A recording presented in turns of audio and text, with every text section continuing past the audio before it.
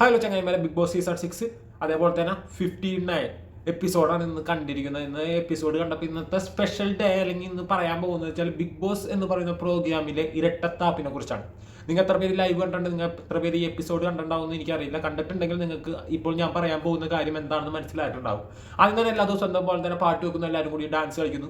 പിന്നെ കാണിക്കുന്നതെന്ന് വെച്ചാൽ ഗസ്റ്റ് ആയിരിക്കുന്ന സാബുമോനും ബുൾസൈ ചോദിക്കുന്നുണ്ട്. അപ്പോൾ ബുൾസൈ ഉണ്ടായി കൊടുക്കുന്നുണ്ട്. ആദ്യത്തെ ബുൾസൈ പൊട്ടി പണ്ടാറടങ്ങി പോയിട്ട് പവർ റൂമിലുള്ള ഒരു ഋഷിയും കൂടി തട്ടുന്നുണ്ട്. അതിനുശേഷം പിന്നെ അതിനിടയിൽ തന്നെ കാണിക്കുന്നുണ്ട് നമ്മുടെ അർജുനും അതേപോലെ ശ്രീതും തമ്മിലുള്ള ക്യൂട്ട് പ്രണയവും കൂടെ കട്ടുതീറ്റയും അത് നടക്കുന്നുണ്ട്. അതിനുശേഷമാണ് ബോസംഗ രാജ്യത്തെ രാജകുമാരിയായ ഷേതോ മേനോൻ തമ്പുരാട്ടി എഴുന്നള്ളുന്നു. അപ്പം എല്ലാവരും കൂടി പുറത്തു പോയിരിക്കുന്നു. അതിലിപ്പോൾ അറിയാറ് ഇന്നത്തെ കുറച്ച് കാര്യങ്ങൾ കാരണം ചിലരെ പുറത്താക്കിയിട്ടുണ്ട്. അപ്പോൾ അവർ പുറത്ത് തന്നെയാണ്, ബിഗ് ബോസ് ഹൗസിനുള്ളിൽ കയറിയിട്ടില്ല. ബിഗ് ബോസ് ഹോട്ടലിനുള്ളിലേക്ക് കയറിയുള്ള അവർ പുറത്തേക്കാണ്. അപ്പോൾ ഈ പറയുന്ന ഷേതോ മേനോൻ വരുന്നു, വന്ന് ഇറങ്ങുന്നു, എല്ലാവരും കൈമുത്തി ഉമ്മം വെക്കുന്നു. രാജകുമാരിയാണല്ലോ, റാണിയാണ്. അപ്പോൾ എല്ലാവരും കൈമുത്തി ഉമ്മം വെക്കുന്നു. ആ സമയത്ത് റാണിയുടെ കയ്യിൽ ഒരു വജ്രമുണ്ട്. ഒരുപാട് സവിശേഷതകളുള്ള ഒരു വജ്രമാണ് എന്നാണ് പറയുന്നത്. അതിൻ്റെ ഏറ്റവും വലിയ സവിശേഷത എന്ന് പറയുന്നത് 10ാമത്തെ ആഴ്ചയിൽ എലിമിനേഷനിൽ പോകില്ല എന്നാണ് പറയപ്പെടുന്നത്. അഥവാ ഈ പറയുന്ന 70ാമത്തെ ദിവസം, അങ്ങനെയാണല്ലോ, 7 × 10 = 70. അപ്പോൾ 70ാമത്തെ ദിവസത്തെ എലിമിനേഷനിൽ വരില്ല. അതാണ് ഈ പറയുന്ന വജ്രം കൊണ്ടുള്ള ഗുണം. അപ്പോൾ ഈ വജ്രം ഏത് രീതി വേണമെങ്കിലും നമുക്ക് സ്വന്തമാക്കാം. അത് മോഷ്ടിക്കാം, അല്ലെങ്കിൽ ഈ പറയുന്ന ഷേതാമേനോൻ കൈ കൊടുക്കണം, അല്ലെങ്കിൽ അറിഞ്ഞുകൊണ്ട് ഇഷ്ടത്തോടെ കൊടുക്കണം എന്നായിരിക്കാം. അപ്പോൾ ഇവരെല്ലാവരും കൂടി വീട്ടിൽ ചെല്ലുന്നുണ്ട്. വീട്ടിൽ ചെന്നതിന് ശേഷം എന്താണ് ചെയ്യുന്നത് വെച്ചാൽ എല്ലാ റൂമുകളും പരിചയപ്പെടുന്നതിന് ശ്വേതാമേനോന് പവർ റൂമിലേക്ക് കയറണമെന്നൊരു ആഗ്രഹം, മോഹം. അപ്പോൾ ഈ മോഹം അവരോട് പറയുന്നു. പവർ റൂമിലുള്ളവർ പറയുന്നു, ഇല്ല, ബിഗ് ബോസ് പറഞ്ഞിട്ടുണ്ട്, അതിൽ പവർ റൂമിലേക്ക് ആർക്കും അനുവാദമില്ല. ശ്വേതാമേനോ വാശിയാണ് എനിക്ക്, കാരണം ബിഗ് ബോസിന്റെ നിർദ്ദേശം ഉള്ളത് കൊണ്ട് തന്നെ പവർ റൂമിലെ ആൾക്കാരൊന്നും അത് സമ്മതിക്കുന്നില്ല. അവസാനം ശ്വേതാമേനോൻ മറ്റേ വീട്ടിലെ കണ്ടു ഞാൻ നിന്നെ പൊന്നാവലേ എന്നൊക്കെ പാട്ടില്ലേ, ഏതാണ് പടത്തിന്റെ പേര് എന്നുള്ള ഞാൻ മറന്നുപോയി. അറിയാവുന്നവർ കമന്റ് മറന്നു പോയതാട്ടോ. അല്ലാണ്ട് ഞാനിങ്ങനെ അയ്യോ ഇതൊന്നും ഞാൻ കണ്ടിട്ടില്ല അറിഞ്ഞിട്ടില്ല എന്നുകൊണ്ടതെല്ലാം മറന്നുപോയി. അപ്പൊ അതിലെ പോലെ തന്നെ അപ്പുവിന്റെ പോലെ അഭിനയം അവിടെ ഋഷിയുടെ മുന്നിൽ കാഴ്ച വെക്കുന്നുണ്ട്. എന്നാൽ അപ്പു എന്ന ഋഷി അവിടെ വഴങ്ങുന്നുണ്ട്. ഒക്കെ ഒന്ന് കാണിച്ചു കൊടുക്ക്, തുറന്ന് കാണിക്കുന്നൊക്കെ പറയുന്നുണ്ട്. പക്ഷെ പവർ റൂമിലുള്ളവരൊന്നും അതിന് സമ്മതിക്കുന്നില്ല. അവസാനം അപ്പുവിന്റെ ശ്രമം വിപുലമാവുന്നു. ശ്വേത ചേച്ചി പിന്നെയും നടന്നു പോകുന്നു.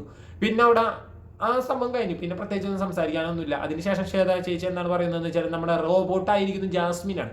അപ്പോൾ വിഷയത്തിലേക്ക് ഞാൻ വരുന്നത്, റോബോട്ടായ ജാസ്മിനോട് പറയുന്നു, ഒരു പെർഫോമൻസ് എനിക്ക് കാണാനുണ്ട്. കാണേണ്ടതെന്ന് വെച്ചാൽ ഇന്ന ഒരു തമിഴ് സിനിമ, അതിലെ റോബോട്ടിന്റെ ഒരു കഥാപാത്രം, അല്ലെങ്കിൽ റോബോട്ട് അഭിനയിക്കുന്ന പോലെ ഡാൻസ് കളിക്കുന്നവർ ഡാൻസ് കളിക്കണം.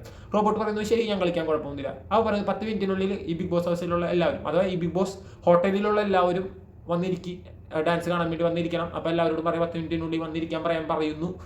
പറയുന്ന പോലെ തന്നെ റോബോട്ട് പോകുന്നു, എല്ലാവരും വിളിക്കുന്നു. എന്നാൽ കിച്ചണിൻ്റെ ഉള്ളിലുള്ള പവർ ടീം വരുന്നില്ല, ആരും തന്നെ വരുന്നില്ല. റോബോട്ട് വന്ന് പറയുന്നു, അത് ശ്വേത ചേച്ചി ഇങ്ങനെ ഇവരൊക്കെ വിളിച്ചിട്ടുണ്ട്, അവരൊന്നും വരില്ല എന്നാണ് പറയുന്നതെന്ന് പറയുന്നു. ശ്വേത ചേച്ചി പറയുന്നു, അതൊന്നും എനിക്കറിയണ്ട, റോബോട്ടിന് ഇമോഷണലായ ഒരു ഫീലിങ്സും പാടില്ല.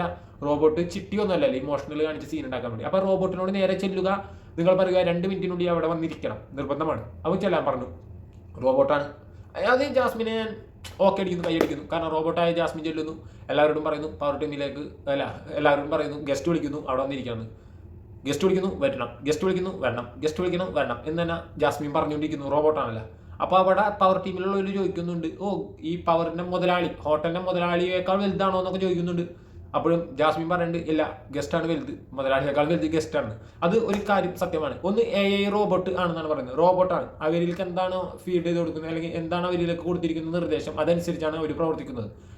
ഒരു ഹോട്ടലാകുമ്പോൾ, ഞാനൊക്കെ ഹോട്ടൽ ജീവനക്കാരനായിരുന്നു കേട്ടോ. ഒരു ഹോട്ടലാകുമ്പോൾ അവിടെ ഗസ്റ്റാണ് കിങ്.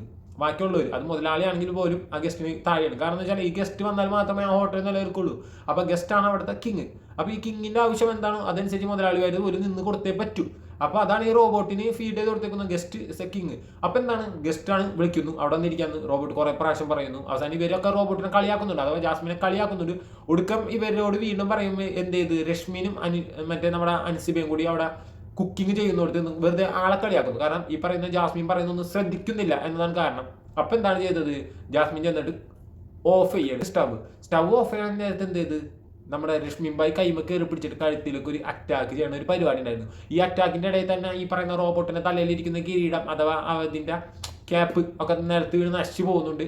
രശ്മിനാകെ സീനാവേണ്ട ആൾക്കാരൊക്കെ വന്ന് പിടിച്ചു മാറ്റേണ്ട. രശ്മി പിന്നെ വേറെ ലെവലിലേക്ക് പോകുന്നുണ്ട്. അത് ദേഷ്യം വന്നതിൻ്റെ ആയിരിക്കാം. ആ സമയത്തും ജാസ്മിൻ കണ്ണൊക്കെ നിറഞ്ഞ് കവിഞ്ഞൊഴുകുന്നുണ്ട്. അപ്പോഴും പറയുന്നുണ്ട് മുതലാളി വിളിച്ചു, ഗസ്റ്റ് വിളിക്കുന്നു അവിടെ വന്നിരിക്കണം, ഗസ്റ്റ് വിളിച്ചു അവിടെ വന്നിരിക്കണം, ഗസ്റ്റ് വിളിച്ചു അവിടെ വന്നിരിക്കുന്നത്. കാരണം ശ്വേതാമേനോൻ പറഞ്ഞിട്ടുണ്ടായിരുന്നു റോബോട്ടിന് ഇമോഷണൽ പാടില്ലെന്ന്. അപ്പോൾ അറ്റാക്ക് ചെയ്തിട്ട് പോലും അല്ലെങ്കിൽ അത്രത്തോളം സിറ്റുവേഷൻ താൻ ഇഷ്ടപ്പെട്ട് തൻ്റെ കൂടെ ഉണ്ടാവും എന്ന് പറഞ്ഞ ഒരാളാണ് ആ സിറ്റുവേഷനിൽ തിരിച്ച് അറ്റാക്ക് ചെയ്തിരിക്കുന്നത്.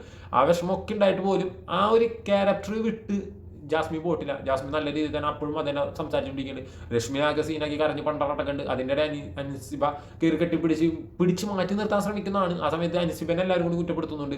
ആകെ കട്ടച്ചി രശ്മിനൊക്കെ ഭയങ്കര കരച്ചിൽ. അവസാനം ബിഗ് ബോസ് പറഞ്ഞിട്ട് എല്ലാവരും കൂടി വന്നിട്ട് ഇരിക്കുകയാണ്. എല്ലാവരും ഇരിക്കുന്ന നേരത്ത് ഈ പറയുന്ന ജാസ്മിൻ പറയുന്നുണ്ട് അവൾ വിഷം കയറ്റി കൊടുത്തിട്ട് ആ വിഷം നല്ല രീതിയിൽ തന്നെ ഇറങ്ങിയിട്ടുണ്ടെന്ന് പറയുന്നുണ്ട്. ആര്? നോറ രശ്മിന് വിഷം കയറ്റി കൊടുത്തിട്ട് അത് നല്ല രീതിയിൽ ഇറങ്ങിയിട്ടുണ്ടെന്നാണ് പറയുന്നത്. അവിടെ പിന്നെ നോറയും പൊട്ടിത്തെറിക്കുന്നു. ആകെ കട്ട സീനാവേണ്. അതിൽ ഈ രശ്മിൻ അറ്റാക്ക് ചെയ്തത് മാത്രമല്ല രശ്മിൻ അവിടെ ഈ പറയുന്ന രശ്മിൻ അവിടെ സിജോന തെറി വിളിക്കുന്നുണ്ട്. അതുകൂടി നമുക്ക് കൃത്യമായിട്ട് കേൾക്കാം. ഈ പറയുന്ന ജാസ്മിനിലേക്ക് എരുതിയിൽ എണ്ണ വയ്ക്കുന്നു പറഞ്ഞിട്ട് സിജോനെ രശ്മി തെറി വിളിക്കേണ്ട അവിടെ. അത് നമുക്ക് അവിടെ കൃത്യമായിട്ട് കേൾക്കാൻ കഴിയുന്നതാണ്.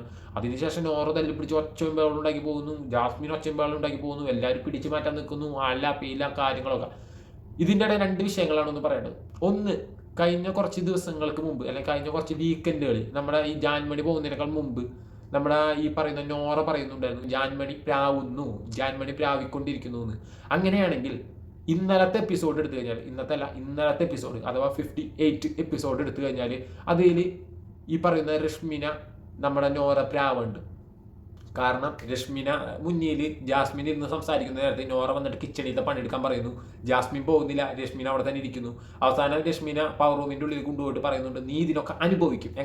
നീ ഇതിനൊക്കെ അനുഭവിക്കും എന്ന് പറഞ്ഞിട്ട് പ്രാക്ക് എന്ന് പറയുമ്പോൾ നീ നശിച്ചു പോകണം, നീ പണ്ടാറടങ്ങി പോകണം എന്ന് മാത്രമല്ല പ്രാക്ക്, ഇതും പ്രാക്കാണ്. നാളെ നിന്റെ ലൈഫിൽ ഒരു മോശമായ സംഭവം നടക്കും അല്ലെങ്കിൽ നീ അതുപോലെ അനുഭവിക്കും എന്ന് പറയുന്നത് പോലും ഒരു പ്രാക്കാണ്. അങ്ങനെ അവിടെ നോറ പ്രാവണുണ്ട്. എന്തുകൊണ്ടോ ആരും അതിനെക്കുറിച്ച് ചോദ്യം ചെയ്യുന്നില്ല. ജാൻമണി ജാൻമണി പ്രാവുന്നോളാണ്, ജാൻമണി പ്രാവിക്കൊണ്ടിരിക്കുന്ന പെണ്ണാണെന്നൊക്കെ പറയുന്ന സമയത്ത് നോറയും ഇതേ കാര്യമാണ് കാണിക്കുന്നത്. ജാൻമണി പ്രാവിയത് ഏറ്റവും ഇല്ലെന്ന് അറിയില്ല. കാരണം ജാൻമണി പ്രാവിയത് ഇതുവരെയായിട്ടും നോറയ്ക്ക് ഏറ്റിട്ടില്ല. പക്ഷെ നോറ പ്രാവിയത് കൃത്യമായിട്ട് തന്നെ ഇന്നലെ രശ്മിനെ ഏറ്റിട്ടുണ്ട്. അതുകൊണ്ടാണ് രശ്മി കരയേണ്ടി വന്നത്. അതും ജാസ്മിന്റെ വിഷയത്തിൽ തന്നെ രശ്മി കരഞ്ഞു. അതിൽ നിന്നൊരു കാര്യം മനസ്സിലാക്കാം, നോറ പ്രാവിക്കഴിഞ്ഞാൽ ആ പ്രാക്ക് ഏൽക്കുമെന്ന് കൂടി മനസ്സിലാക്കാം. അപ്പൊ ആ വിഷയം കഴിഞ്ഞു. നോറ ബാത്റൂമിൽ പോയി കരയുന്നു, രശ്മിയും ബാത്റൂമിൽ പോയി കരയുന്നു, ജാസ്മിൻ അവിടെ ഇരുന്ന് ഒച്ചമ്പേൾ ഉണ്ടാക്കുന്നു, ആൾക്കാരെ പിടിച്ചു മാറ്റുന്നു. ആ സമയത്ത് സിജോ ഈ പറയുന്ന പോലെ തന്നെ എരുതിയിൽ എണ്ണ വെച്ചുകൊണ്ടിരിക്കുന്നു. പിന്നെ ബിഗ് ബോസ് വിളിക്കുന്നു, വാരോ നമുക്ക് കൺസ്ട്രക്ഷൻ റൂമിലേക്ക് പോകാം അവിടെ നിന്ന് പറഞ്ഞാൽ പറയാം. അതുപോലെ ബിഗ് ബോസ് വിളിച്ചതിനനുസരിച്ച് ഇവർ 2 പേരും അതിൻ്റെ ഉള്ളിൽ പോകുന്നു. പിന്നെ അതിൻ്റെ ഉള്ളിൽ നിന്ന് കെട്ടിപ്പിടിക്കൽ പിന്നെ കരച്ചിൽ പിടിച്ചിൽ മൂക്ക് ചീറ്റിലാണ്. അതിൻ്റെ വേറെ കോമഡി ഉണ്ട് കേട്ടോ. ഈ പറയുന്ന ജാസ്മിനോട് ഈ പറയുന്ന ശ്വേതാമേനോനും സാബു ചേട്ടനൊക്കെ ഇരുന്ന് സംസാരിക്കുന്ന നേരത്തും ജാസ്മിൻ വീണ്ടും മൂക്കുമൽ കൈ കൊണ്ട്. എനിക്ക് തോന്നുന്നത് അത് ഓട്ടോമാറ്റിക്കലി സ്വഭാവമാണ്. ഒരാളുടെ സ്വഭാവത്തിന് മാറ്റാൻ പറ്റില്ല. അതേപോലെ തന്നെ എന്ത് ചെയ്താലും ഈ മൂക്ക് തുടക്കലും മൂക്ക് പിടിയലൊക്കെ ജാസ്മിൻ്റെ സ്വഭാവമായിട്ട് മാറിയിട്ടുണ്ട്. അപ്പോൾ തിരുത്താൻ കഴിയില്ല. അപ്പോൾ ഇവരൊക്കെ കൂടി ഈ പറയുന്ന ബിഗ് ബോസിൻ്റെ അടുത്ത് കഴിഞ്ഞു. ബിഗ് ബോസ് പറയുന്നു എല്ലാവരും പറയണമെന്ന് നിങ്ങൾ കേൾക്കണ്ട, നിങ്ങളെ ഗെയിം നശിപ്പിക്കാൻ വേണ്ടി അവരൊക്കെ ശ്രമിക്കുന്നതായിരിക്കുന്നു. നിങ്ങൾ അവരൊന്നും പറയണ കേൾക്കാൻ നിങ്ങളുടെ ഗെയിം കളിച്ചാൽ മതി, നിങ്ങൾ നല്ല ഗെയിമർമാരാണ്, നിങ്ങൾ നല്ല ഗെയിമറാണ് എന്നാണ് ബിഗ് ബോസ് പറയുന്നത്. കാരണം എന്ന് വെച്ചാൽ അവരൊന്നും ഒഴിവാക്കാൻ പറ്റില്ലല്ലോ. ആ സമയത്തും ജാസ്മിനോട് ചോദിക്കണം നിനക്ക് ഈ വിളയോട് ക്ഷമിച്ചു കൊടുക്കാൻ പറ്റുമോ എന്ന് ചോദിക്കും. ജാസ്മിൻ പക്ഷേ എനിക്ക് ക്ഷമിച്ചു കൊടുക്കാൻ, ഞാൻ ക്ഷമിച്ചു കൊടുത്തിരിക്കും ഞാൻ അവളോട് ക്ഷമിച്ചു കൊടുക്കുന്നു എന്ന് പറയുന്നത്. അപ്പോൾ രശ്മി ബായി പറയുന്നത് നീ എന്നോട് ക്ഷമിക്കണ്ട എന്ന് പറയുന്നത് ക്ഷമിച്ചു കൊടുത്തു എന്ന് പറയുന്നത്. ഇവർ 2 പേരും കെട്ടിപ്പിടിച്ച് പിഴിഞ്ഞ് പിന്നെ പുറത്തേക്ക് ഇറങ്ങി പോകുന്നുണ്ട്. ഇനി വിഷയത്തിലേക്ക് വരാം. എന്തുകൊണ്ടാണ് ഇവിടെ രശ്മിനോടും ജാസ്മിനോടും ബിഗ് ബോസ് ഇങ്ങനെ ഒരു ന്യായം? അതേ സമയത്ത് തന്നെ പവർ ടീമിൽ ഇരിക്കാനാട്ടോ രശ്മി. പവർ ടീമിൽ നിന്നിട്ട് തെറി വിളിച്ചു അറ്റാക്ക് ചെയ്തു. എന്നാൽ ഈ പറയുന്ന റോക്കി അറ്റാക്കാണ് ചെയ്തത്. റോക്കിനെ പ്രൊവോക്ക് ചെയ്തു, റോക്കി അറ്റാക്ക് ചെയ്തു. റോക്കി തല്ലി, ശരിയാണ്, ഒരു ഇടി കൊടുത്തു. സിജോ അതുകൊണ്ട് കുറേ അനുഭവിക്കേണ്ടിയിരുന്നു. പക്ഷെ അവിടെ അറ്റാക്ക് ചെയ്തിട്ടുണ്ട്. എത്രയൊക്കെ പറഞ്ഞാലും ഇല്ലെങ്കിലും അറ്റാക്ക് നടന്നിട്ടുണ്ട്. അവിടെ അറ്റാക്ക് നടന്നു. അതേപോലെ തന്നെ തെറി വിളിച്ചു. അതും നമുക്ക് അതിൽ തന്നെ കാണാൻ പറ്റും. ഈ പറഞ്ഞ സിജോന രശ്മിനെ അവിടെ ഇരുന്നിട്ട് തെറി വിളിക്കുന്നുണ്ട്. കഴിഞ്ഞ തവണ ലാലേട്ടൻ വന്നിട്ട് സിബിനെ വല്ലാതെ വർത്തമാനം പറഞ്ഞിട്ടുണ്ടായി. കാരണം എന്താ, സിബിൻ മോശമായ ആംഗ്യം കാണിച്ചു. സിബിൻ മോശമായ ആംഗ്യം കാണിച്ചു. ഈ ആംഗ്യം കൈയോണ്ട് കാണിച്ചാലും വായോണ്ട് പറഞ്ഞാലും മോശം തന്നെയാണ്. സിബിനെ അങ്ങനെ കാണിച്ചപ്പോൾ അവിടെ ഋഷി എണീച്ചിട്ട് ചോദിക്കണ്ടായി. സിബിൻ മാത്രമല്ല ഇവിടെ പലരും അങ്ങനെ കാണിച്ചിട്ടുണ്ടെന്ന് പറഞ്ഞപ്പോൾ ലാലേട്ടൻ ഉത്തരം മുട്ടിയെങ്കിൽ പോലും ലാലേട്ടൻ പറയുന്നുണ്ടായിരുന്നു ഒരു ഉത്തരവാദിത്തപ്പെട്ട സ്ഥാനത്തിരിക്കുമ്പോൾ അഥവാ പവർ ടീമിലൊക്കെ ഇരിക്കുമ്പോൾ ഇങ്ങനെ കാണിക്കുന്നത് തെറ്റാണ് എന്ന് പറയുന്നുണ്ട്. എന്നാൽ രശ്മിനും ഇതേപോലെ തന്നെ ഒരു പവർ ടീമിൽ ഇരുന്നിട്ടാണ് ഇതുപോലുള്ള കാര്യങ്ങൾ കാണിച്ചത്. എന്നുവെച്ചാൽ പലരും പവർ ടീമിൽ പോകുമ്പോൾ അവരുടെ സ്വഭാവം മാറുന്നു, രീതികൾ മാറുന്നു, അഹങ്കാരം വെക്കുന്നു. അതൊന്നും മനസ്സിലാക്കാൻ കഴിയുന്ന ഒരു കാര്യമാണ്. കാരണം കഴിഞ്ഞ തവണ ഈ പറയുന്ന സിജോക്കും ഇടികൊള്ളുന്നതിന് കാരണം സിജോൻ്റെ വന്ന ഒരു അഹങ്കാരമാണ്. ഈ പറയുന്ന നോറയ്ക്ക് ഇപ്പം നല്ല രീതിയിലുള്ള അഹങ്കാരമുണ്ട്. അതേപോലെ തന്നെ ഈ രശ്മിനും അതേപോലെ തന്നെ അഹങ്കാരമുണ്ട്. രശ്മിൻ്റെ അഹങ്കാരത്തിനാണ് കാണുന്നത് പല വിഷയങ്ങൾ നമ്മൾ അതിൻ്റെ ഉള്ളിൽ കാണുന്നുണ്ട്. നോറയുടെ അഹങ്കാരവും പല വിഷയങ്ങൾ കാണുന്നുണ്ട്.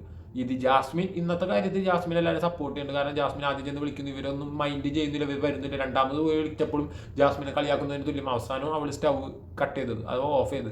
എന്നാൽ അവിടെ അൻസിബ അപ്പുറന്നിരുന്ന് കരയുന്നുണ്ട്. അൻസിബ ചോദിക്കുമ്പോൾ അൻസിബക്ക് സംസാരിക്കാൻ പറ്റുന്നില്ല. സങ്കടം ഉള്ളിനുള്ളിൽ നിറഞ്ഞു തുളുമ്പുന്ന കണ്ട് വാക്കുകൾ പുറത്ത് വരുന്നില്ല. ആ സമയത്ത് അൻസിബ പറയുന്നുണ്ട്, ഗ്യാസ് സ്റ്റവിൻ്റെ മുകളിൽ വെളിച്ചെണ്ണയൊക്കെ ഇരിക്കേണ്ടത് മറിഞ്ഞിരുന്നെങ്കിൽ അതാരെങ്കിലും മേത്ത് വീണിരുന്നെങ്കിൽ എന്നൊക്കെ ചോദിക്കുന്നുണ്ട്. സത്യം പറഞ്ഞാൽ ജാസ്മിൻ വന്ന് നേരിട്ട് ഓഫ് ചെയ്യേണ്ട സമയത്ത് ഇവർ എതിർക്കാൻ നിൽക്കുകയും ഇവർ തട്ടിത്തെറിപ്പിക്കുകയും ചെയ്തത്. അപ്പോൾ ജാസ്മിൻ്റെ ഒരു കുറ്റമില്ല. കാരണം ജാസ്മിൻ അവിടെ ഒരു റോബോട്ട് എന്നൊരു കഥാപാത്രത്തിൽ നിൽക്കുകയാണ്. റോബോട്ടിന് ഇമോഷണൽ ഒന്നും ഇല്ല എന്ന് പറഞ്ഞിട്ട് ഈ പറയുന്ന ശ്വേതാമേനോൻ എരിവേറ്റി വിട്ടതാണ്. അപ്പോൾ ജാസ്മിനെ കുറ്റപ്പെടുത്താൻ പറ്റില്ല. പകരം ഇവിടെ ബിഗ് ബോസ് ഒരു ഇരട്ടത്താപ്പാണ് കാണിക്കുന്നത്. സിബിന് കിട്ടാത്ത ന്യായം, റോക്കിക്ക് കിട്ടാത്ത ന്യായം എന്തുകൊണ്ടാണ് ഈ പറയുന്ന രശ്മിനും ജാസ്മിനും ഒക്കെ കിട്ടുന്നത്?